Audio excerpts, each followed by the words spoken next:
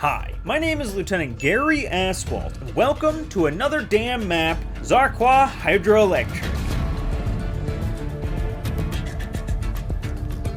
This medium-sized 6v6 map takes place in the beating heart of Al Mazrah, atop a hydroelectric dam generating power for the entire city. Much like Embassy, the map takes place at sunrise, when the spinning ball of pain juice we know as the sun shines all his light into our eyes, like someone with main character syndrome on a dimly lit highway, creating an orange tint that engulfs everything it touches. If you could blend the color palette of the entire map down into a single hue, it would be what I call white guy after beach day tan. The biggest thing that sets Hydroelectric apart from the rest of the game is the addition of water surrounding the entire playable space that you can now swim in. That's right, swimming. A brand new, revolutionary feature, and totally not something that Call of Duty does every 3 years and then quietly forgets about when they realize that no one really ever uses it. The core of the map is laid out like an island, with the dam's control buildings on one side and the ruins of whatever indigenous people we smallpoxed to death in order to build our dam's control buildings on the other, with 3 standard paths between them. But wait, there's actually a bonus 4th lane underneath the map, where you can swim through the dark underbelly, getting lost and turned around before popping up through a moon pool in the center of the map and being killed while your soldier takes a full 8 minutes to bring their gun back up to their chest. But don't fret, you can still get your shooty on in underwater combat, provided that you have a pistol on you, because firing big guns underwater was just too wide of a stretch of the imagination. These passageways create new and refreshing ways of traversing the map. Not that anyone would choose to use them when there's an equally unobstructed path right next to it that doesn't make you empty the Suez Canal from your boots afterwards. Wow, I haven't seen this much wasted water since I flooded that water slide and sponge factory. Back to the boring dry part of the map, the south side is focused around 3 industrial buildings. There's the utility building down by the dock, which really has nothing of note. I mean, it's a spawn building.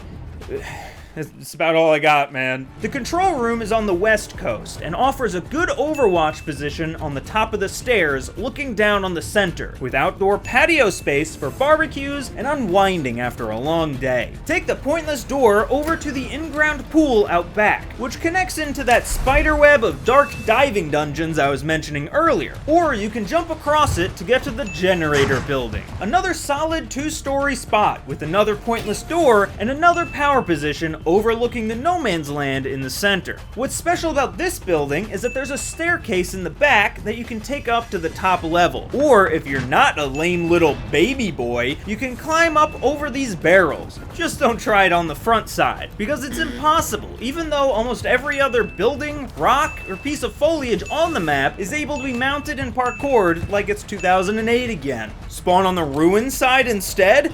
Well, boy, do we have a ton of cool places for you to go too. Like this place up the spawn ladder, just called Ruins. That's kind of fun. Veer off to the left and you can make your way to another destroyed building, but this time it has a second level. Use this to get back at those pesky metal building campers with long-range gunfights. Look at them over there, thinking that they're better than us because they have the correct amount of walls and parents who weren't killed in an accident at a water slide and sponge factory. Or you can run over to the destroyed tower on the right side of spawn, a building that feels like it's the corner of the map, but because of the encroaching water line, it's actually much closer to the center than you might think. So maybe watch your back if you're over in this area. It also has a second story that directly overlooks information, which is where they have all the information at, including a map of the map located inside the tent, just in case you get lost. Oh, wait a minute, the compass is off. That's not north, oh man, this is Miami all over again. So, to recap, Zarqwa Hydroelectric, at its essence, has water. And that's where I'll end today's tour. Thank you so much for watching. If you enjoyed, check out the last one we did on Embassy. And everyone else can exit through the gift shop, where we're bottling up all the river water that Ghost has waddled through, and we'll be auctioning it off to whatever perverts buy that kind of thing. Friggin' weirdos.